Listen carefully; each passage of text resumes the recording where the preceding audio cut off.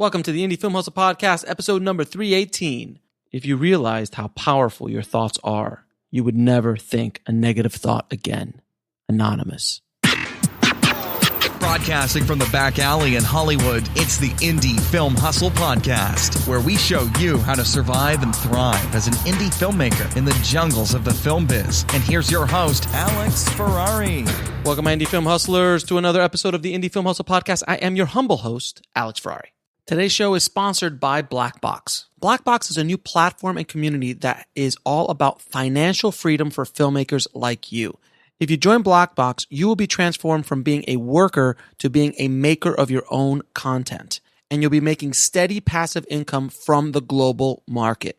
Blackbox currently allows you to upload your stock footage once, get it to many global agencies, and then allows you to share that passive income stream with your collaborators. Whether you want to submit old footage that's been sitting around in your hard drives or create brand new content, Blackbox is for you. It's really quite revolutionary. With Blackbox, filmmakers can concentrate on making great content while Blackbox takes care of all the business BS. Just visit www.blackbox.global to find out more. Now, guys, I want to ask you a question. Do you have an idea for a film that can change the world? Would you like to be mentored by a working Hollywood professional? What do you think about $10,000 to make, write, shoot, and direct your own short film? If any of these sound like something that you have or you want, then Telenexus Script Filmmaking Lab is for you. This contest awards $10,000 for you to write, shoot, and direct your own short film. And you will get to work with an industry mentor to help you bring your film to life. And unlike other contests, there are no fees. It is free to submit. So I have no idea what you guys are waiting for. After you finish listening to this podcast, go and submit right now. So don't wait. Apply now. Stop talking about making a movie and go make a movie. Someone is going to get $10,000 and a Hollywood mentor. Why not you? And as a special reward, mention Indiefilm Hustle referred you and the application will receive special consideration for tribe members. Just head over to indiefilmhustle.com/make your movie now. That's indiefilmhustle.com/make your movie now. Now, before we get into it, guys, I want to let you know that we have a screening of my film on the corner of Ego and Desire at the new Filmmakers LA Film Festival here in LA, May 25th. If you want to get tickets to that and the Q&A, please head over to indiefilmhustle.com/screening and get tickets. I'll be there. Some of the cast is going to be showing up as well, be doing Q&A, and I'd love for the tribe to come out and support, meet up, talk, film, and just have a good old time. So again, indiefilmhustle.com/screening. Now, today on the show, we have one of our original guests, Ben Yennie, who is a producer's rep and also an author, and also the CEO and founder of Guerrilla Rep Media, as well as the Producers Foundry and the amazing resource Production Next. I mean, he is a busy, busy dude. He is a hustler, to say the least. Now, today we're going to talk about not only many of the things that Ben is working on and how the industry is changing and how movies are being made, how you're making money making movies, but we're also going to get into what a producer rep does, how he does it, you know, kind of the confessions of what he's gone through over his career, and really give the tribe some insight to how to hire a producer's rep and how to deal with markets and selling their movies and making money. It is just plumb filled with a lot of great, great, great information. So without any further ado, please enjoy my conversation with Ben Yennie. I'd like to welcome back to the show returning champion, Ben Yennie, man. Thank you so much for coming back on the show, brother. Thanks for having me, Alex. It has been, it's been a minute since you've been, it has been a minute. You were one of the very first, I think you were my first interview, but you were like the second or third released. And I think you were episode, and I think we were talking about 15 or 16. We will put it in the show notes, but, and you still get action from that three and a half years ago. Yeah. No, like, and I think you've gotten some, I think you've gotten some reaction on that indirectly as well from like Josh and Michael. Yeah, exactly. Yeah. These guys that the film, parts of the Indiefilm Hustle tribe that reached out to you. And actually, as of this recording, Josh's interview is going out today. It's actually going out today, so I'll make sure to link to Ben, to your original interview that got you that gig. And thank you for reaching out with that. But I wanted to bring you back on the show because a few things have changed in the last 3.5 years since last we spoke. Talking about the business in general. So today, well, first I want, for everybody who doesn't know who you are, just give us a real quick update about who you are and what you do in the business. I am primarily a producer's rep and executive producer in the Bay Area. I do a lot of kind of low budget stuff now, but there's some stuff I can't quite talk about that's much bigger that should be coming through early next year. I help filmmakers with financing, distribution, marketing, and a bit of packaging too. Okay. So, and in addition to that, I started a company. I helped to start a company called Production Next, but we'll talk about that later. Cool. And you also wrote a book about the American film market. I did write a book about the American film market. I've got a couple of books that I've done on that. One is the Guerrilla Rep, which is also on audiobook and in its second edition, and then the State of the Film Industry Report, which is a macroeconomic study of the film industry itself. Very cool. Which is one of the reasons I wanted to talk to you about. I want to have you back on the show because of that amazing book called the State of the Film Industry. And I wanted to get, because you went in with, 3 years of research for that book. And you answer a lot of questions. I'm going to ask you a bunch of those questions in a minute. But first, all the experience you have in the business, you've met hundreds, if not thousands, of filmmakers over the course of your career. You've worked closely with them through your being a producer's rep or being an executive producer, or just even hearing stories like I do every day of filmmakers doing things, sometimes right, most of the times wrong. What is the biggest mistake you see filmmakers make when distributing their films?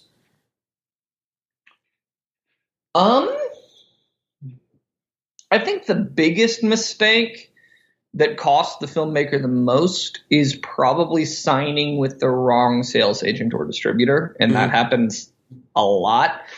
I'm still more a fan of traditional distribution for most filmmakers, but I do understand that it's much better to self-distribute your film than to end up with the wrong distributor or sales agent. The trick is ending up with the right ones who can open some doors that you probably can't open yourself. And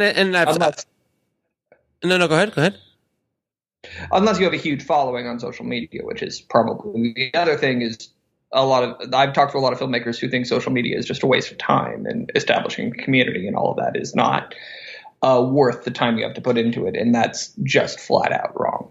Very, very much so, without question. And I actually been speaking a lot lately about self-distribution versus traditional distribution, and there are pluses and minuses on both ends.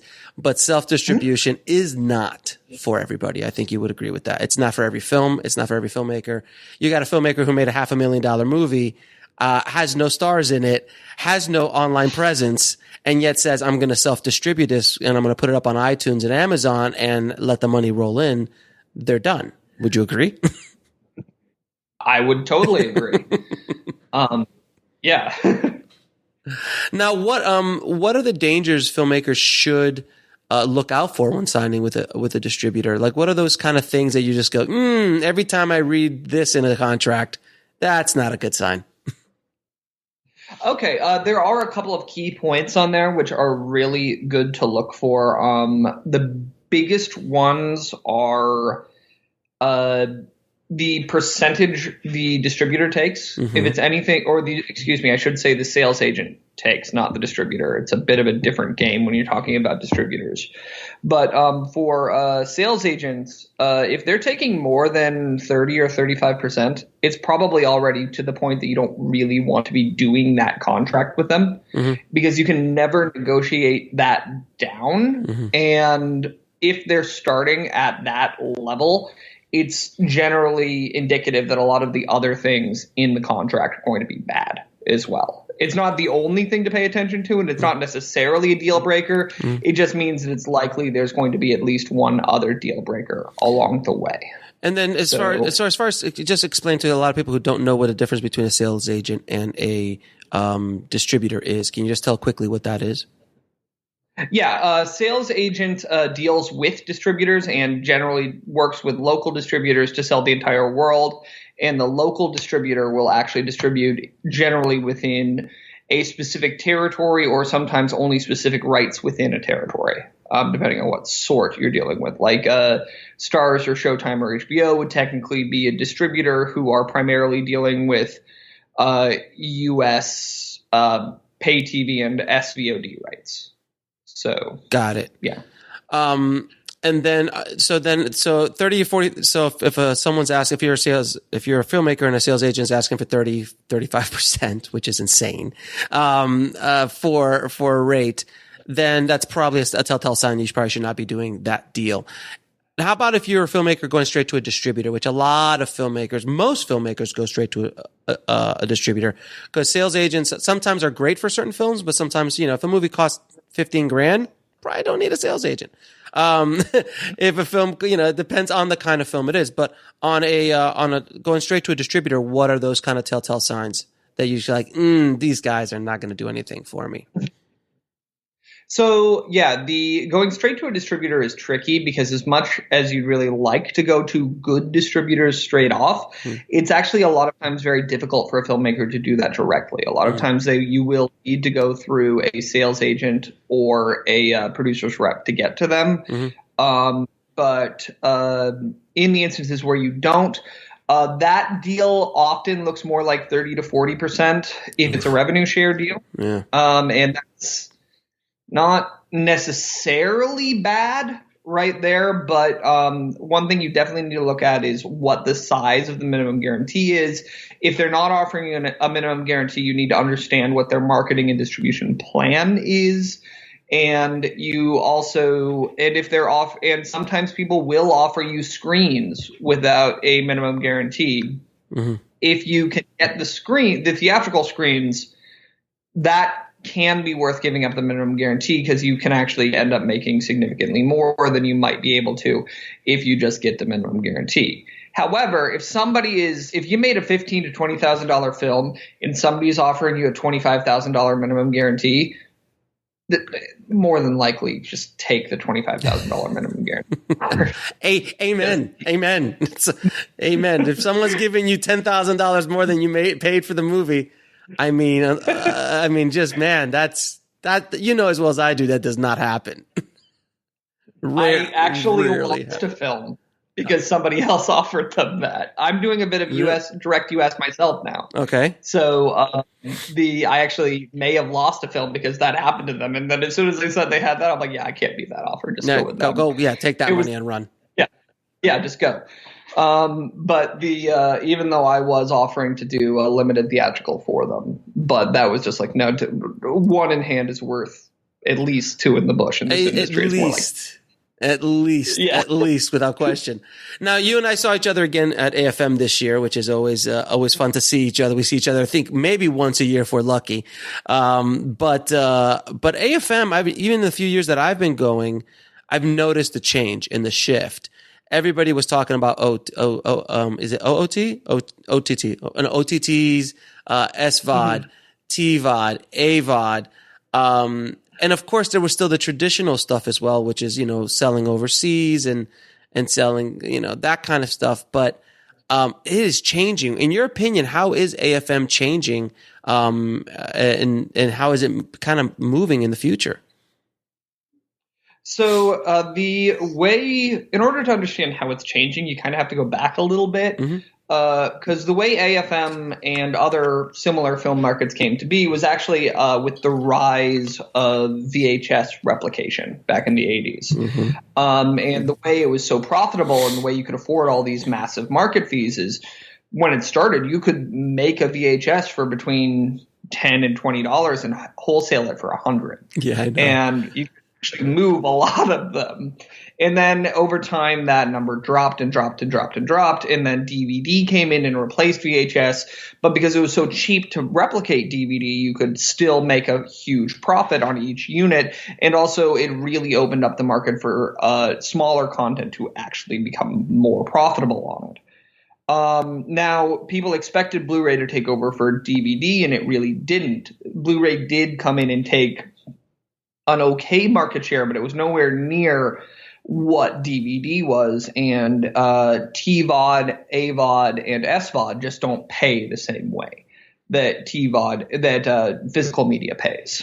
And so that is really what happened, and that's kind of how the bottom's fallen out. And a lot of the older distributors never really adapted their old systems where you could actually charge these huge recoupable expenses and still make money.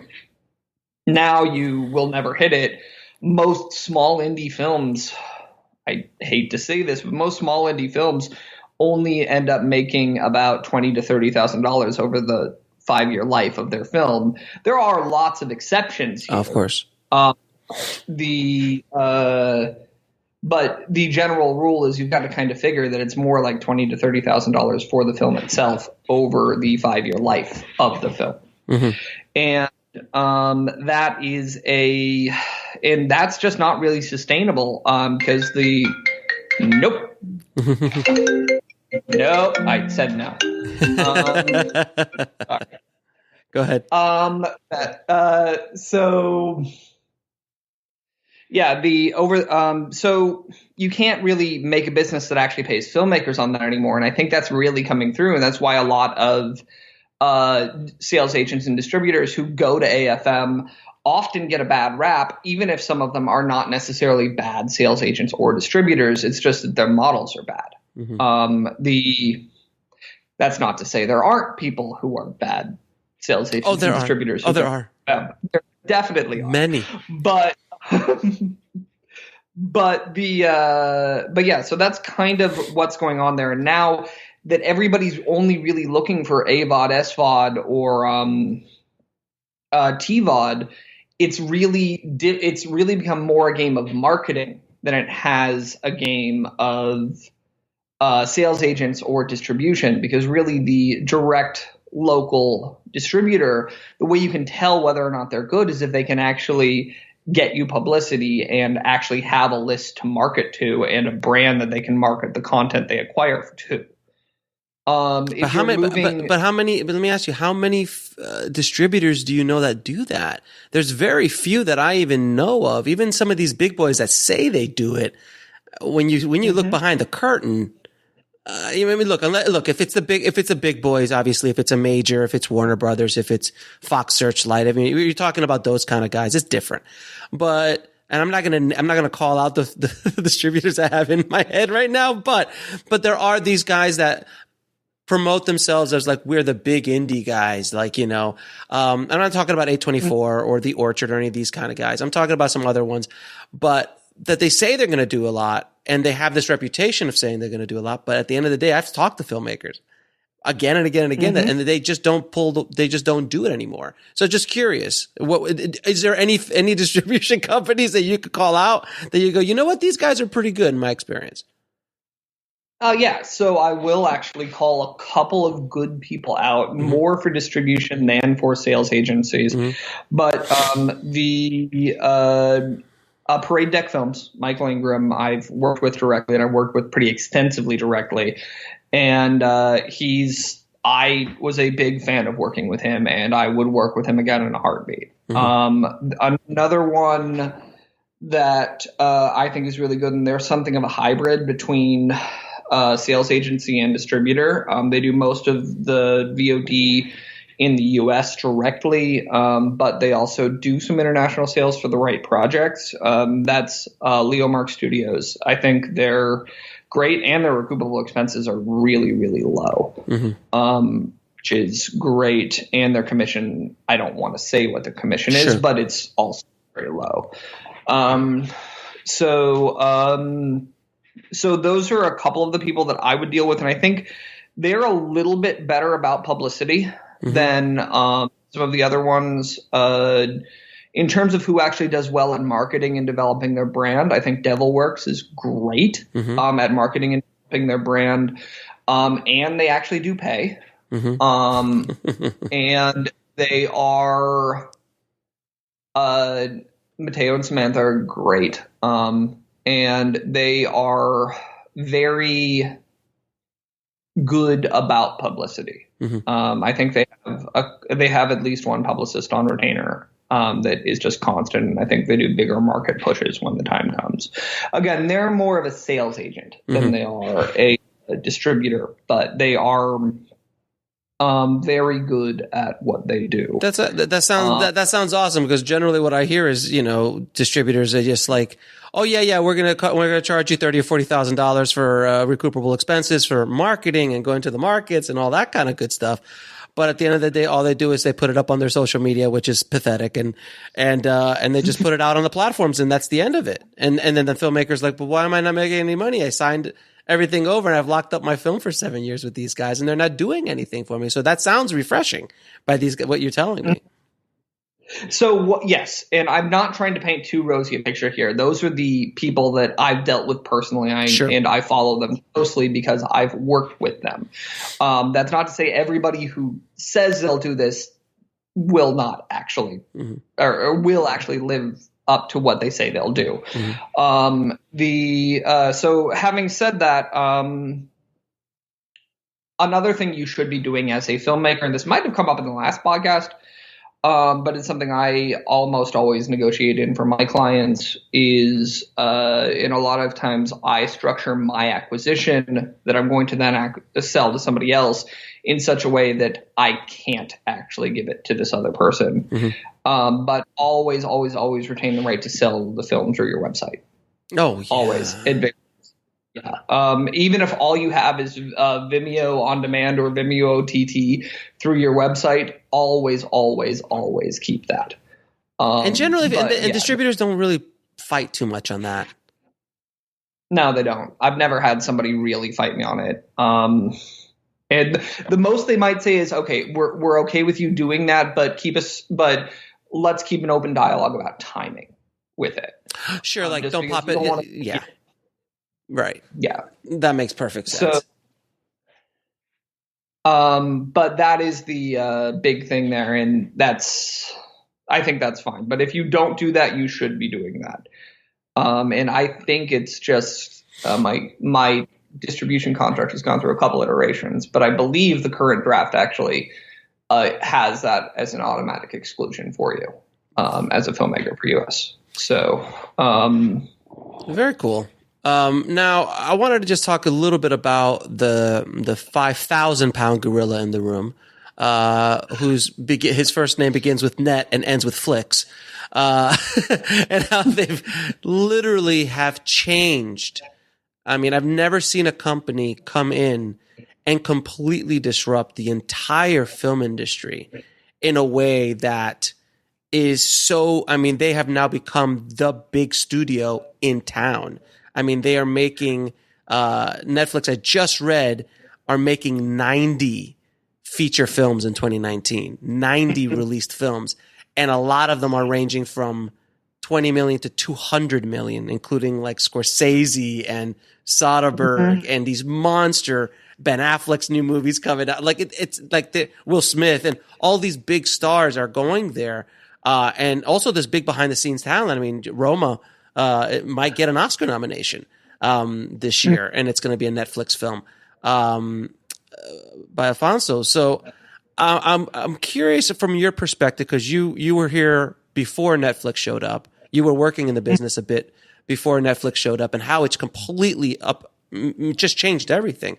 What's your opinion on what they've done, what they're doing, and what they're going to continue to do moving forward? Okay, this is going to be, I don't think this is the answer you were expecting. Good. At least the end of it. But the first bit is, I think they definitely have changed it. I really don't like their acquisitions strategy. They pay far too little. I have a number that they pay, but I really don't want to say that publicly. I know that number too. it's not very good. No, it's not. And they also tend to acquire all rights, world rights for that, even though most of the time they just use domestic SVOD for the area they acquire from, not even like US, but I've heard the same coming out of like Brazil. So I don't think that that's really a good strategy that helps the industry as a whole. And it doesn't help filmmakers actually make money with their projects. Now, that is only talking about their acquisitions model, and I think just the ubiquity of Netflix has made it desirable for a lot of filmmakers, but I do think it needs to be a later distribution window when you work with them, if you work with them at all, even though it's likely to be an even smaller distribution, even smaller deal than you would be able to get otherwise, if you can even get it at all, because lately they've only been acquiring things that have had a theatrical release of at least $250,000. That's what I heard last. But the other one, but now that's their acquisitions process. Their original process is very interesting in that it looked for a long time like they were basically going to become the next studio. Now, the issue with that is that they haven't really diversified their income streams. All of it comes from their subscription payments, and they have been taking on a significant portion of debt. I haven't looked at this number in a couple weeks, so it might be off. But I believe the amount of debt they're holding right now is between $8 and $9 billion. And that is something that I would be worried about, especially with other 50,000-pound gorillas entering the market like Disney. Apple. Yes. And a lot of other people. I don't know if Netflix is going to be able to maintain their first in advantage, because that's a lot of what they've built so far. They were the first people really successfully doing this sort of streaming. And that advantage doesn't last forever, which is why they're trying to innovate with new content. But a lot of the other people who are entering in have a much more diversified business where they can lose money on this product line as they're getting it out, which is a lot of what Amazon Prime did when it was really trying to establish a foothold here. Now, I think this is the part that I'm not sure will be a popular opinion, but I would not be surprised to see a Netflix acquisition in the next in 2019 or early 2020. I've heard of that. And I'd be guessing that it would be by Apple, Microsoft, or Facebook. And I also wouldn't rule out Disney as a possible one, because Disney has acquired similar technology even in the past, even when they take a loss on what they've developed so far. And I don't necessarily think that this sort of acquisition is outside the realm of possibility for Disney. I would Disney. I mean, because what would be the cost on buying something like Netflix? It's not going to be it's not going to be under $10 billion. It's going to probably be in the 50, 60, $70 billion world, if not more. And there are few companies, the ones you just said, all pretty much almost could. I'm not sure Disney could right now, especially with what they're doing, but Apple could write a check and not even blink tomorrow if they wanted it. Cash reserves. Yeah. Do they have cash reserves? So they could. I mean, they could buy Netflix tomorrow and not even think twice about it. Microsoft would be interesting. I'd be curious to see how they would do it. They would really be making a big jump, and I'm not sure they're personally. I don't think they're that innovative. I'm an Apple guy. Sorry. I agree. Also, I really hope it's not Microsoft, because I can guarantee you that they'll destroy it. They'll be putting ads on Netflix. Yeah. It'll just be They'll destroy it. They'll destroy it. No, but I agree with you, and this is a very interesting conversation because you're right. With their business model isn't diversified. I mean, sure they have some IP stuff that they license out for like Stranger Things and Narcos and other things like T-shirts and hats, and great, that's all nice and dandy, but that's not a huge revenue stream for them. If they're going to survive the long term, they are going to need some sort of other diversification in their business model because if Disney Plus doesn't go, Disney doesn't go down. If Amazon Prime Video doesn't go, Amazon could give two craps. All these other companies, Hulu is Hulu. I think they fall in that same kind of world of, but they're such a weird, they're owned by like 3 or 4 studios. It's just a different beast. But Disney Plus will be an interesting thing. Apple is just waiting because when Apple wants to go, they're the big guys and they could crush all of them in a heartbeat. Like Apple could buy Disney. Yeah. They literally could buy Disney if they wanted to. That's how big Apple is. It's just they haven't decided to go down that road. They keep putting their toe in with, Apple Music and Apple this and Apple Video. They're just trying to put their toes in right now. But when they come, they're going to come hard. I'm curious to see how Netflix agreed. But I've heard about from distributors actually that they're taking forever to pay because they have so much debt. And even if they give you $100,000 for your movie, they're going to pay it off over the course of the next 2 or 3 years. So it's only a handful of thousands every quarter, which is horrible for the filmmaker. I had to deal with that with Hulu. But their debt is something substantial. But you know what? So was Amazon's for a long time. Yes, it was, but Amazon had a much more diversified business model even back then. Right. I mean, that was and a lot higher of a customer lifetime value than Netflix does. So yeah. And I'm really curious to see what Disney Plus does because I'm going to sign up for Disney Plus. I mean, it has everything I want. My kid's going to want to watch stuff on it. It's of course the 2 Star Wars shows that alone opens the door. For me, as you can see my Yoda in the background. So it's going to be really interesting to see how it all plays out. But, and also, I mean, and I'll throw my hat in the ring. Indiefilm Hustle TV obviously is up there with, no, I'm joking. But in all honesty though, running Indiefilm Hustle TV, which is an SVOD platform and a TVOD platform, dealing with distributors, dealing with deals, looking at content, how content is treated by distributors, how, from people who I've signed with, people who I've not signed with, how it's running through my system and how revenue is being generated for those filmmakers. It has been eye-opening, being on this side of the fence, being a little very mini Netflix in my world with Indiefilm Hustle TV. It's been so educational, so eye-opening in the business. It's fascinating.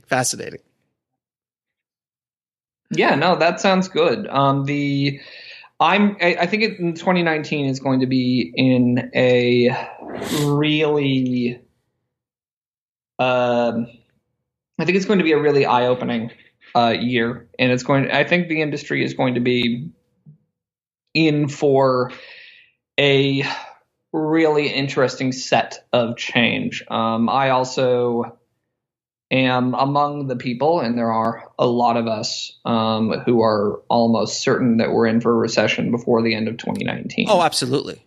There's no question. Yeah. There's no question. Yeah. At the end of the year, we're gonna get hit with something so hard, people have no understanding of it. I already, it's happening. No question. Yeah. No, I completely agree. And the last time that happened was in 2008, going back to the film market thing a little bit. And that was the last major change for the American film market and film markets in general. And they still haven't fully recovered. They kind of started to get a little bit close this year. But if we have another huge hit to the economy, I don't know what's going to happen to that sector of it. And I think it's going to be really interesting to watch. And but wouldn't it be interesting though? Like if when this next recession does hit, will people drop their Netflix because that's going to be the most affordable the most affordable entertainment they're going to have. Are they going to drop their YouTube TV? Like how much, because they're going to look, even in the worst recessions, movie business always stays. TV is people watching TV, all that kind of stuff. But, $10.99 or whatever Netflix is now, $12.99, whatever it is now, it's not that expensive for a lot of content. And then Amazon Prime and all that kind of stuff. I'm curious to see how much of those are affected, as much as going to the movie theaters maybe or other kind of media. You and I are very much on the same page. I'm thinking that SVOD, that AVOD's going to rise. SVOD might rise a little bit, but won't be huge. And I think TVOD, theatrical, and a couple of other things and cable subscriptions are going to take an even bigger hit than they already have. Oh no, I cut my cord already. It's ridiculous. Yeah, I know. I think it's just the last little bit of, God, I can't afford this anymore. It's so easy. We're going to get people beyond the age, beyond like currently it's under 40s don't have much cable at all. I think we're going to be looking at even like under 50s and possibly even under 60s not cutting, which is that's pretty substantial because that age group tends not to change a lot. So without question. Now let's get into the state of the film industry. I know we've talked a little bit about the state of the film industry, but I want to get into a little bit about your book and what insane stats you were able to get. I'm going to ask you a handful of questions from the book and see how much you can and cannot tell me without people buying the book. But there's so much information in there. I'm sure these questions are not going to hurt people. People want it. So how many active filmmakers are there in the U.S. as you see it? Because that's a number I always wanted to know personally, because my main market is filmmakers. I want to get my information out to filmmakers and my content out to them. So I believe that number is between 120 and 130,000, but I don't actually have a copy of the book in my office right now. Okay. And this is one that normally I reference. I actually took my copy home last night and forgot to bring it back. But normally I keep it at the desk. So it's about really that I thought it would be more than that. I thought it would be a lot more. Well, that's just filmmakers. That's not people interested in content creation. That's a whole other number. That is a different number. I considered active filmmakers who make at least one short film every year or have at least in the past year. I think the other number was that was the easiest way to quantify it. And the way we came to that number was we took the number of one question we asked was how many film school grads or how did you graduate from film school as opposed to our entire sample. And it was about 37% or so that did graduate. And then I was able to find a total number of film school graduates from the National Education Association and then do algebra to make an estimate based on how many new active filmmakers there were per year. And then I was able to do more algebra based on a different question to figure out the average career life of a filmmaker, which turned out to be around 8.3 years. And then figured that out, and we ended up with that number, which I believe is 120 to 130,000. And then from there, there's also people who are screenwriters who are interested in screenwriting, who are interested. So these are active people, not people who are interested or are actively trying to get into the business. These are people who are actually doing things. Yes, they are self-identified as a filmmaker, not an interested person, not a content creator. Got it. Specifically as a filmmaker. Got it.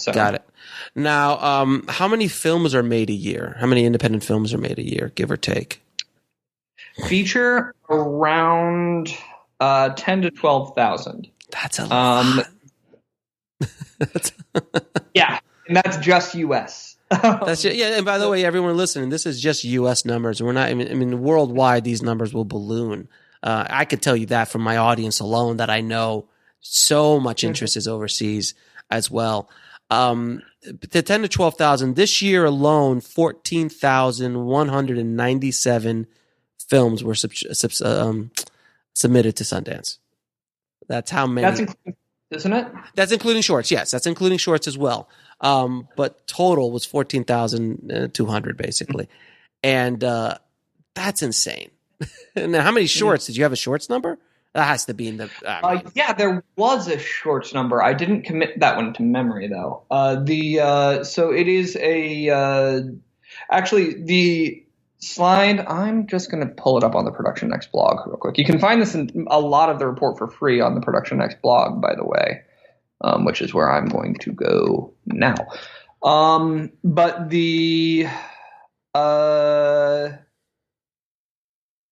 But yeah, the last we actually measured web series, TV episodes, shorts, and we tried to get an estimate of web content. That's one that I'm not super sure of, because it's such a variable term depending on where you draw that line. But the total number is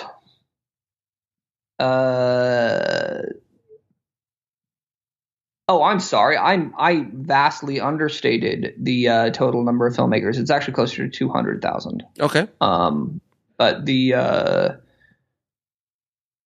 and I also understated the indie feature films. We're actually looking more like 18,000 on it, 18 to 20,000. Okay. And total project is the total number of corporate and industrial movies is around, films that are made is around 130,000. Web new media is around 275,000. Shorts is around 120,000. And TV episodes, this one is very highly variable. The margin of error is much higher on this than other places, but it's around 55 to 103,000 TV episodes that are made. That's insane. That's a lot of content. But the 18,000 feature films really is kind of like scary, because now you are trying to compete every year with 18,000 other feature films trying to get attention from eyeballs, and trying to get their movies sold. And how many, I would love to know the number, how many of those never see the light of day? Like, I'm sure there's many. I would love that for two, but that is, I would love to do this again. This data was originally collected in 2014, so doing it in 2019 is really this is 5-year-old data. So then, oh my God. Yeah. So then the numbers are definitely could even be much bigger than they are now, without question. That's insane. Now, how much do filmmakers make generally a year? And I'd love to know, like, what's the average money that they actually can make a year? Specifically from their content, I'm on the slide now. I haven't gotten to it yet. Oh, what do you know? There it is. Filmmaking content. Most people make less than 10,000. 2/3 of the market makes less than 10,000 from filmmaking. Yep. And the average is somewhere near 20,000 total. Our data skewed a little young, just because of how we got it. Most of our results came from IndieWire. Got it. And they're is a little young, but but yeah, the biggest interesting thing is that filmmakers' household income, as opposed to their filmmaking income, is actually fairly substantially higher than the national average. Whereas filmmaking income from filmmaking is very much lower, which tends to imply. Yeah. So you're saying that people that work in the business have a higher income than, just in general, like, guys who work in post, or guys who work on set, or, girls who are writing or doing or doing cinematography or whatever. Those household incomes are making more money, as opposed to just revenue from the content they create. No, this is actually more. I would have loved to be able to estimate that metric, but we didn't ask the right questions for it. We had originally planned this as a 2-part survey, where we did the wide one, which is one we got out now, and then did a smaller one that answered more of the questions that you're asking about right now. But unfortunately, we didn't get quite enough of a sample size to be able to effectively do that. It would have been more of a focus group, and I didn't want to publish anything that wasn't bigger. Yeah. So that was the big thing there. We did get this is not a tiny sample size, though. I think the total number of completed surveys was around 675, and the total number of started was around 1,100. Okay. Okay. So it is a representative sample. Got it. But that's actually approaching the size of most Gallup polls, just as a reference. Now, let me ask you a question. Does film school matter? According to your metrics, sir? Yes, in ways I didn't necessarily expect. Okay. You're more likely to actually have filmmaking be your primary source of income if you graduate from film school. If you drop out, you are less likely to get it than having not gone to film school at all. However, you're more likely to have a higher household income, including money from other sources, if you go to a school besides film school itself, even if you primarily identify as a filmmaker. So then film school, are filmmakers going to film school more and more? Did you say that? I remember you saying 37% went to film school? Graduated from film school. Total went is a different number because we tracked both. The biggest, where is that metric? That's an interesting number. I wouldn't have expected that as much. I thought that film school would be going down. Attendance would be going down on film schools in general. Keep in mind that this is from 2014. This is data from 2014. And I think the real emergence in being able to educate yourself as a filmmaker online has come since then. So that is the thing. This report was largely unfunded, and I did most of the analysis in my limited spare time. Got it. That's why it took years to get it out. But so that is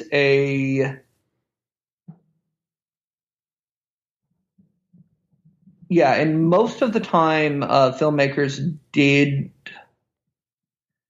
Yeah, the most startling statistic here is that if you graduated from film school, 58% of the respondents' primary income was from filmmaking. Let me repeat that. 58% of respondents took their primary income from filmmaking. And if you dropped out, that number was about 30%. And if you went to other education, it was about 35%. Well, obviously this was taking, you said, around 2014. So Indie Film Hustle didn't come in until 2015. So obviously all that education for free would have skewed numbers of today, obviously. I mean, totally. Completely, but yeah. It is a. Go ahead. Go ahead. No, you go ahead. Another interesting thing about the economics of being a filmmaker as it relates to going to film school. Filmmakers who went to film school are more likely to be paid across all departments than those who didn't. Interesting. But yeah, as are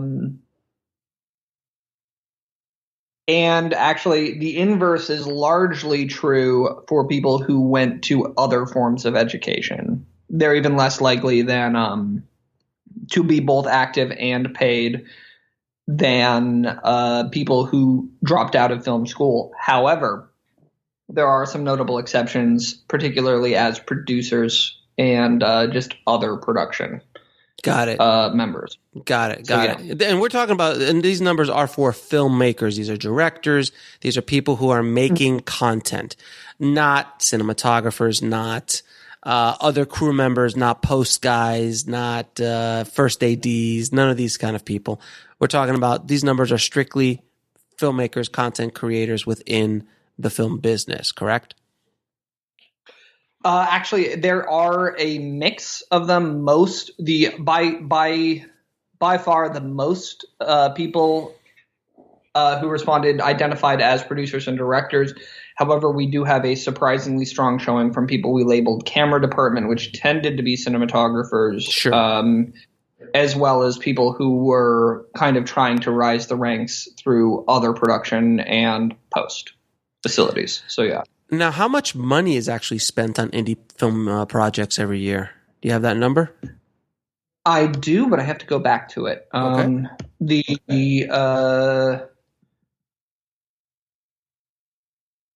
I have a total market spend this is specifically for the long tail. Mm-hmm. The overall, last I checked, which I think was around 2014, was around $85 billion domestically, specifically for the film industry. But the vast majority of that goes to places like Disney and Netflix. Sure. Those. But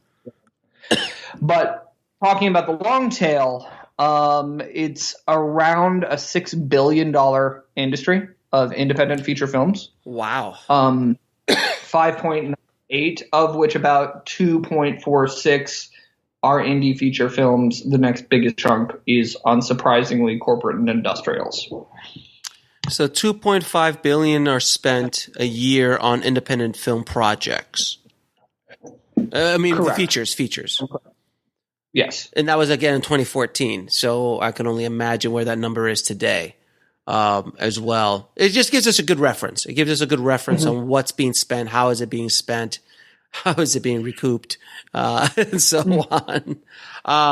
No, man, Ben, man, thank you, man, for giving us those numbers and doing all that hard work, because I've always wanted to know a bunch of these numbers. And even though they might not be completely, totally up to date, it gives you a good reference point to start from, and just add 5 years to it. And you can see how much it could actually have blown up since then. Now I want you to also tell me about, Production Next and what you guys are doing. It's with the platform, with the blog, and what you're doing with that. It's very exciting stuff. Production Next is a project management system specifically for independent film, video, and all the sorts of projects we alluded to here. It's meant to be one place for literally everything in the film industry. And it has three primary components. The first is all-inclusive project management.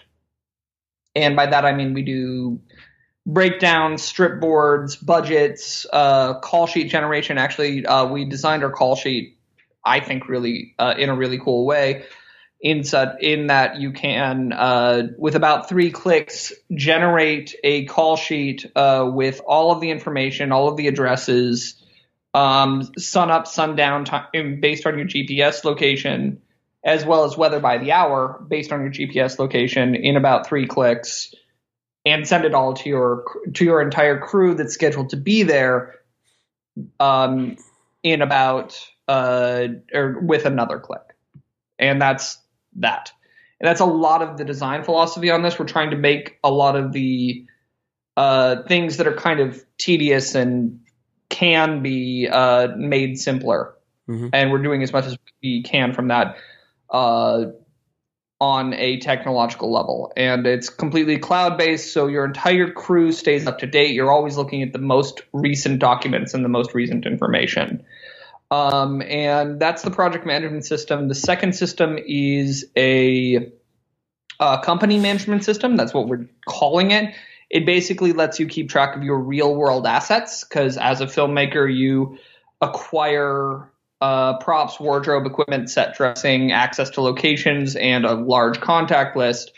And we let you keep track of all of those real world assets and then plug them directly into your project while detecting conflicts. So nothing's ever supposed to be in two places at once across multiple projects.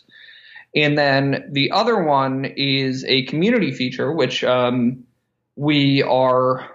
which is basically to help you find the stuff you need but don't have, including information from our blogs, including a lot of stuff. We also have groups. I believe you have a group, Alex. Mm-hmm. Yeah, I do have. We have an Indie Film Hustle group there. Yeah, and we will be, and we can put a link to join that in here, I believe. And so you can just join there, and it's a good way to keep in touch with other people, other filmmakers who have similar interests, as well as post classifieds, ask questions of people who actually would know the answer. Like if you're asking a financing question, you can ask it of executive producers. And if I'm in that group or that area, there's a good chance you get an answer from me.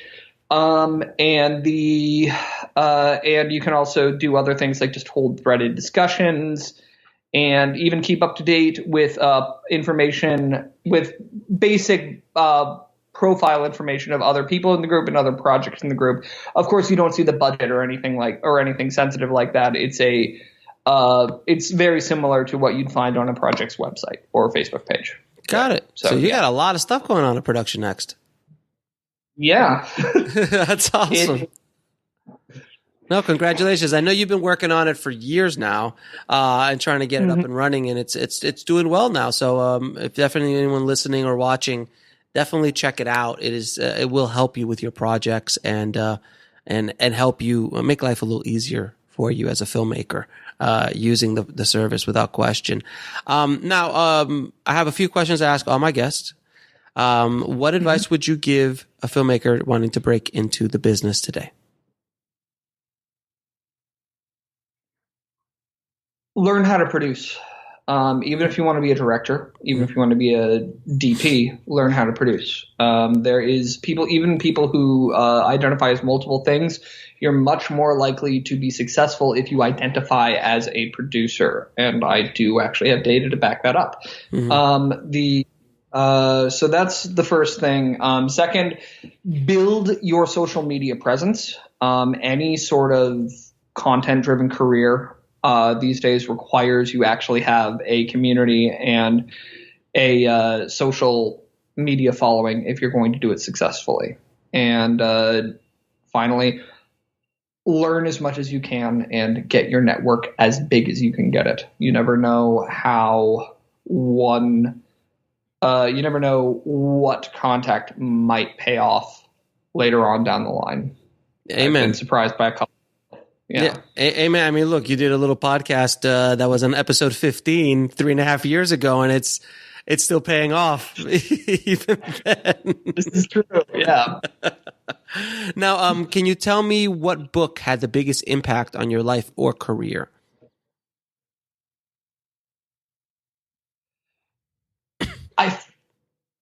I feel like it's not cool to say my own book because it's actually not the information in it that did it, but it did actually really help grow my career a lot. So aside from that, probably Freakonomics. That's a great book. Great documentary too. Love that doc. I love that doc too.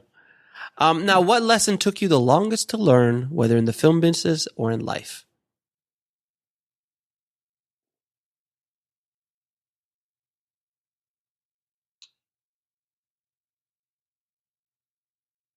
While there's always stuff to be done, working 60, 70 hours a week consistently is not generally the way to do it. And my wife still has to remind me of that one sometimes. So. As good wives do, sir. As good wives do. Now, what are 3 of your favorite films of all time? I'd say A Knight's Tale. Yeah, I love that movie. That's a great movie.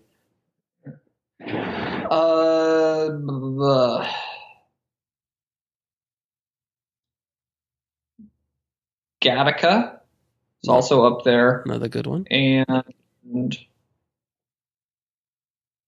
maybe